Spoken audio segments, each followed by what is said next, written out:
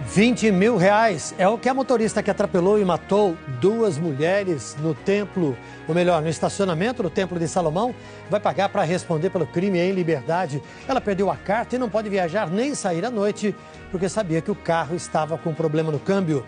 A justiça afastou do cargo a chefe da Delegacia de Roubo de Cargas do DEIC, o departamento que investiga o crime organizado. Motivo: denúncia de corrupção. O supermercado da pirataria. Operação do Ministério Público e da Polícia descobriu um laboratório que tinha 10 milhões de CDs, DVDs e jogos falsificados. Sol e chuva. Depois do calor de 35 graus, a segunda-feira teve ventania e pancadas fortes de chuva. E ainda a rebelião e fuga de presos do Hospital de Custódia e Tratamento Psiquiátrico em Franco da Rocha. Tudo isso a partir deste instante, aqui no SPTV.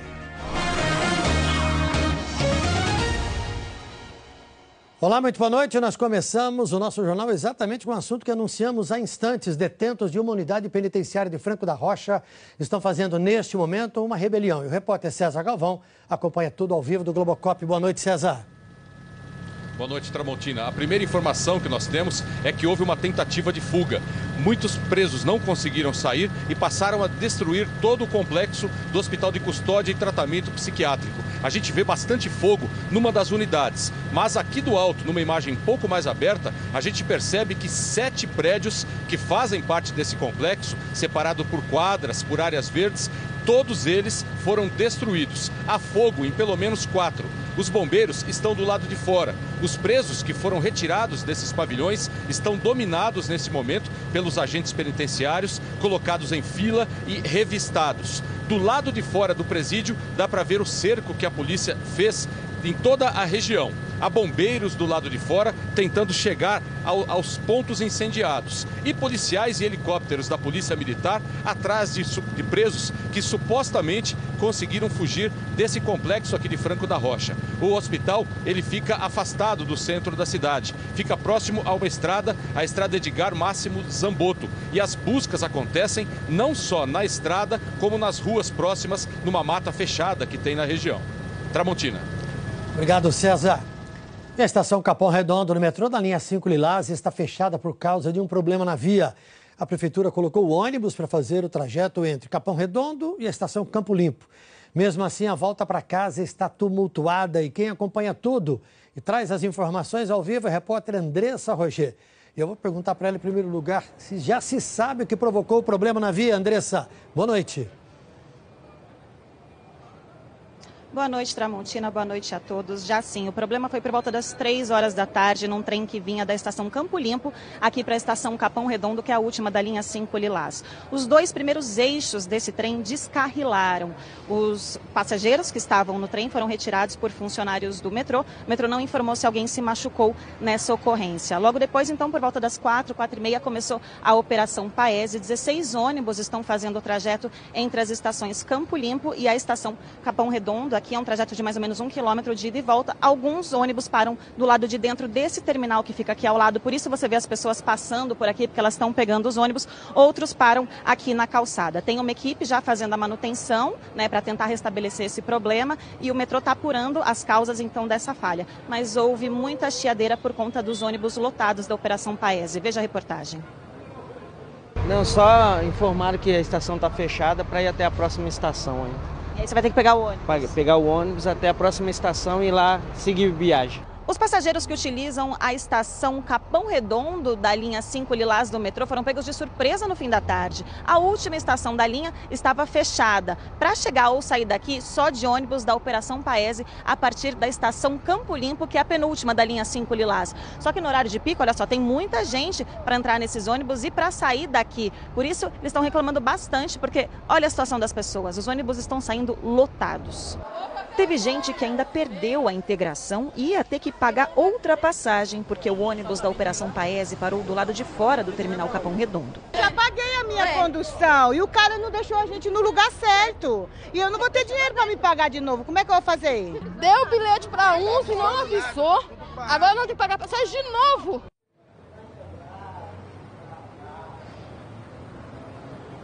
Essas reclamações que você viu aí dessas senhoras foram porque elas vieram num ônibus que parou aqui do lado de fora da estação e elas foram informadas de que teriam que pagar a passagem para pegar um outro ônibus aqui do lado de dentro do terminal, mas as catracas foram liberadas, então elas puderam passar por aqui e pegaram o ônibus e não pagaram. O metrô acabou de informar que não houve nenhum ferido nessa falha aí então no trem aqui na linha 5 Lilás, e foi uma tarde difícil também para quem teve que pegar trem da CPTM. Houve falha na linha 12 Safira e também na linha 10 Turquesa, e os trens circularam com velocidade reduzida, mas as falhas então já foram resolvidas. Tramontina. Obrigado, Andressa. As informações ao vivo. E a Justiça determinou uma fiança de R$20 mil para aquela motorista que atropelou e matou 2 pessoas no Templo de Salomão responder ao processo em liberdade. Dilza Maria Chianca perdeu a carta e não vai poder viajar nem sair à noite. Outras 4 pessoas ficaram feridas no atropelamento. Cemitério da Saudade, São Miguel Paulista. Amigos e familiares se despedem de Iraci da Silva Fabre, de 48 anos. Iraci foi uma das vítimas atropeladas ontem no estacionamento do Templo de Salomão, no Brás. Ela era sargento da Polícia Militar e estava aposentada. Imagens de circuito interno mostram o momento em que o carro desgovernado atropela as pessoas que aguardavam para passar pela triagem e entrar no templo. O veículo só para depois de bater na parede do estacionamento. A motorista abre a porta do carro e sai correndo. Desesperadas, algumas pessoas tentam empurrar o carro para trás. Rosemeire Rodrigues Gunter, de 39 anos, também morreu atropelada no acidente. A esteticista tinha 4 filhos, o mais novo, de 3 anos. Outras 4 pessoas ficaram feridas no acidente.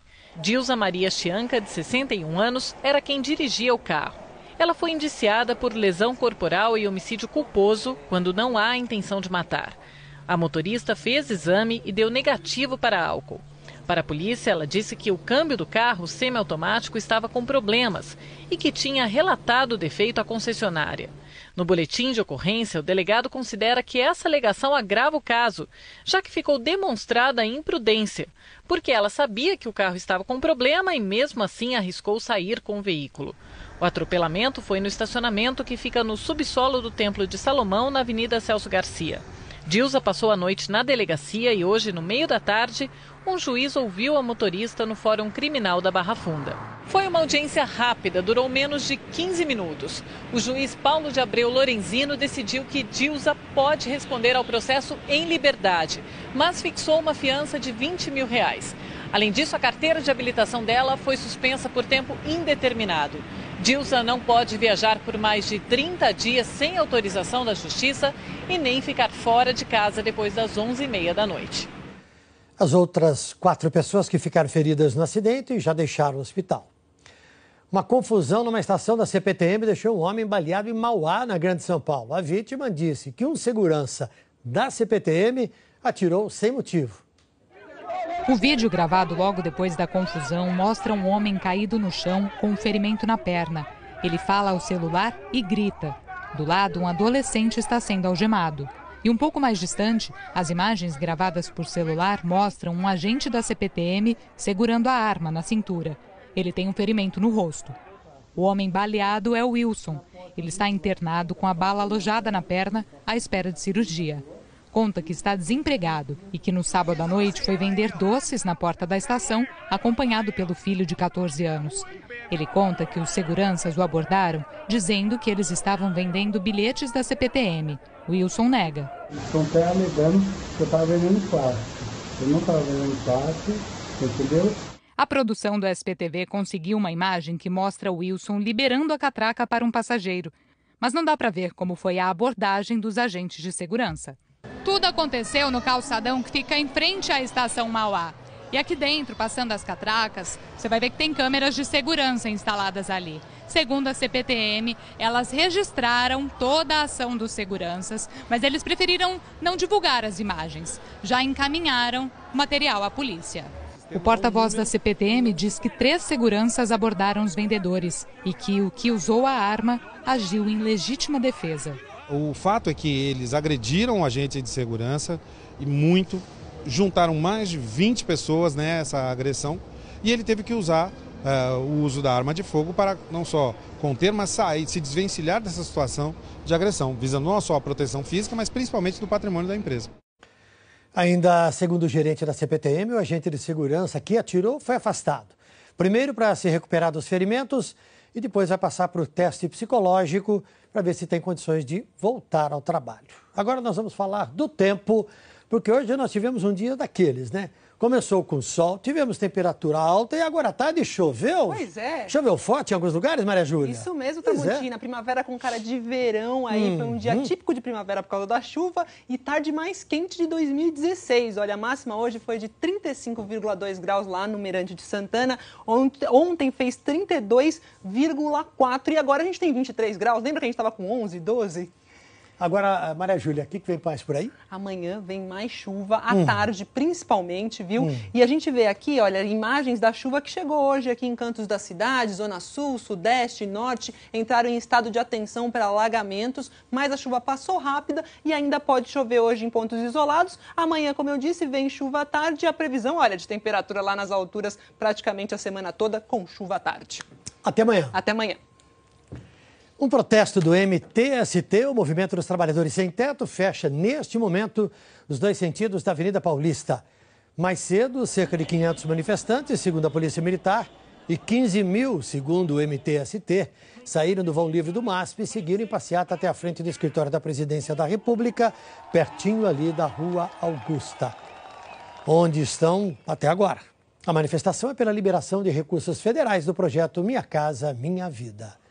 Você vai ver e a seguir aqui no SPTV. Em frente ao Mercadão, aqui na região da 25 de março, foi descoberta uma mega central de pirataria e tinha o tamanho de um supermercado. O trânsito ao vivo, a Avenida dos Bandeirantes, que tem trânsito livre nos dois sentidos. 7h23, a gente volta já. E voltamos a falar da rebelião na unidade penitenciária de Franco da Rocha com César Galvão, ao vivo.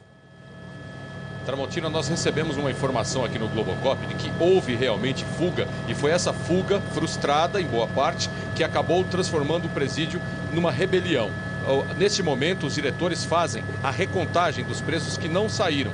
Há fogo ainda em todo o complexo. Pelo menos 3 unidades do Hospital de Custódia ainda queimam. Essas unidades foram completamente destruídas. Os bombeiros estão do lado de fora por enquanto. Eles não podem fazer o combate ao incêndio, a não ser que a entrada deles seja liberada depois da recontagem de presos. Do lado de fora, a Polícia Militar faz buscas. Nós gravamos agora há pouco imagens de carros da polícia percorrendo aqui os morros na região. E aparentemente não há nenhum preso recuperado. Tramontina. Obrigado, César. A Justiça mandou afastar a chefe da Delegacia de Roubo de Cargas do DEIC, o departamento que investiga o crime organizado. Ela é acusada de participar de um esquema que cobrava propina para não prender empresários envolvidos no roubo e adulteração de combustíveis. Outros investigadores da mesma delegacia estão presos e foram denunciados à Justiça. Essa foto é para o Ministério Público uma das principais provas do esquema de corrupção. Os 2 homens à direita são policiais civis do DEIC, o departamento que combate o crime organizado.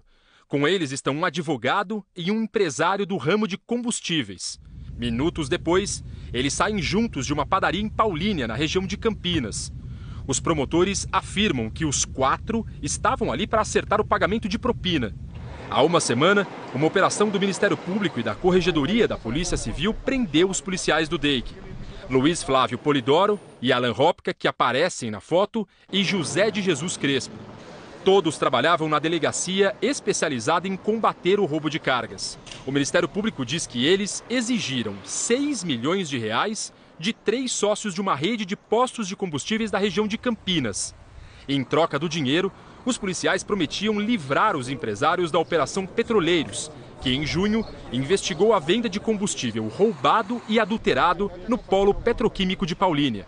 Segundo o Ministério Público, os investigadores usavam o prestígio do DEIC para pressionar os empresários, como mostra uma gravação autorizada pela Justiça. A gente está numa situação tão boa aqui no polo de Paulínia, a gente podia a prisão do padre e o juiz lá. A investigação mostra que o esquema de cobrança de propina não envolvia só os 3 investigadores presos. O Ministério Público afirma que as extorsões de dinheiro tinham a conivência da chefe da delegacia de roubos de carga do DEIC. Depois de analisar as provas, a Justiça determinou que Sueli Aparecida Neuti seja afastada do cargo imediatamente.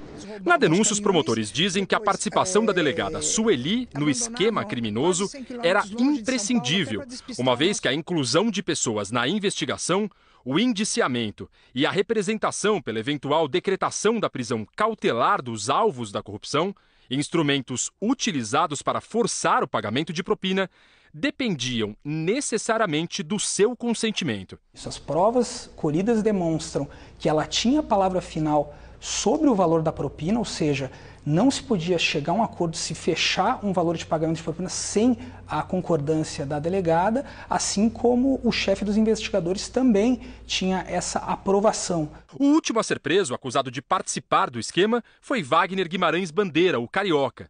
Ele era chefe dos investigadores da Delegacia de Roubo de Cargas. Um investigador de Paulínia também está preso. A Secretaria da Segurança Pública informou que a delegada da roubo de cargas já foi afastada. E uma operação desmontou hoje um laboratório pirata que, segundo o Ministério Público e a Polícia Civil, é o maior do país. Pelos cálculos dos promotores, havia 10 milhões de CDs e DVDs e mais de 300 máquinas para produzir mídias digitais falsificadas. Bem em frente ao Mercadão, na região da 25 de março, a mega central de pirataria funcionava nesses prédios, discretamente. Portas de acesso estreitas, escadas apertadas, os prédios com entradas independentes eram interligados por dentro, formando um supermercado, com cestinha para compras e tudo. À disposição, CDs, DVDs, pendrives, games. Pelo menos 20 pessoas foram detidas para averiguação. Todas se declararam clientes. Além de um grande centro de distribuição, o lugar também abrigava a produção do material pirata, com dezenas e dezenas dessas máquinas copiadoras, com capacidade para produzir centenas e centenas de cópias em questão de minutos. Difícil calcular o tamanho dessa produção. O volume de material à venda, então, mais difícil ainda, com certeza na faixa de muitos milhões. Os técnicos da prefeitura, a gente chama de emparedar, vão emparedar e o imóvel efetivamente será lacrado. Todas as mídias, todos os objetos aqui estão sendo apreendidos e arrecadados, justamente para que isso não volte a ocorrer. No meio da tarde, o material começou a ser recolhido. Mesmo na base do mutirão, é trabalho para muitas horas. Olha, os promotores disseram que este laboratório, esse verdadeiro supermercado da pirataria, fabricava e distribuía as mídias piratas para todo o país. E essa é a terceira operação anti-pirataria no mesmo endereço. Filas e mais filas é o que encontra hoje quem precisa de atendimento nos postos da Secretaria Estadual da Fazenda, em greve há mais de 3 meses. Nenhuma ordem da Justiça para manutenção dos serviços diminuiu o problema. O posto fiscal da Lapa ainda estava fechado e já tinha gente esperando do lado de fora. Mas não tem sido fácil sair daqui com a vida resolvida. É a terceira vez em menos de uma semana que o Henrique tenta mudar o cadastro de uma empresa, que é cliente do escritório onde ele trabalha. Quinta-feira cheguei aí, era 8h20 da manhã, que até as 4h30 da tarde, com a senha 31 e não consegui ser atendido. Dono de um escritório de contabilidade, seu Mário nos procurou para contar que está com 3 processos parados. Prejudica a abertura, a transferência e o fechamento de uma empresa, porque a demora é muito grande. A greve dos técnicos da Fazenda começou no dia 11 de julho, em todo o estado. A categoria quer redistribuição das atividades, a volta da exigência do curso superior para técnicos e reposição salarial. Faz também 20 anos que a gente não tem aumento nenhum. Vocês já ouviram falar a Secretaria da Fazenda entrar em greve? Não, então, sempre tem que ter uma primeira vez, né? A gente está cansado. Depois de 3 meses de greve, a Justiça determinou agora que o sindicato mantenha 80% dos técnicos trabalhando em cada unidade. A pena por descumprimento dessa decisão é de R$10 mil por dia. No posto fiscal do Butantã tinha bastante movimento hoje cedo, mas para ser atendido pelos funcionários, só agendando. Não consegue um atendimento simples para tirar uma dúvida. Tá lá, tem mais de 1 hora de espera para pegar uma senha, para agendar um atendimento, sabe lá para que data. Isso não é um lugar para se trabalhar, um país viver desse jeito. Estamos perdidos, né? O Sindicato dos Técnicos da Fazenda disse que 80% dos funcionários estão trabalhando como a Justiça determinou. Já a Secretaria da Fazenda informou que somente o posto da SER está cumprindo a ordem da Justiça. Os outros, não. Vamos falar agora de futebol. O elenco do Palmeiras desembarcou hoje em Guarulhos, depois de mais de uma vitória pelo Campeonato Brasileiro. E o time de Cuca trouxe na bagagem uma boa vantagem na briga pelo título. Foi só chegar do voo de Florianópolis que Cuca deixou claro que pediu para o time do Palmeiras: colocar os pés no chão. Feijão com arroz, pé no chão, muita calma. Tudo é muito perigoso, é muito curto. Eu já falei, 4 pontos parece bastante, mas muito pouquinho. Na capital catarinense, 2-1 em cima do Figueirense.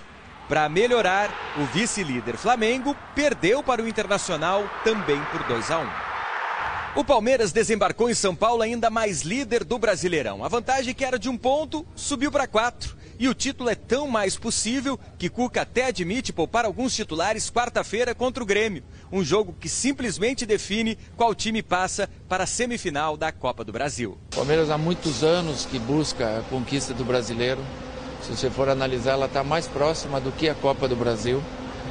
E se tiver que priorizar, vai ser priorizado o Brasileiro. Brasileirão, faltam 7 jogos, são 4 pontos de vantagem.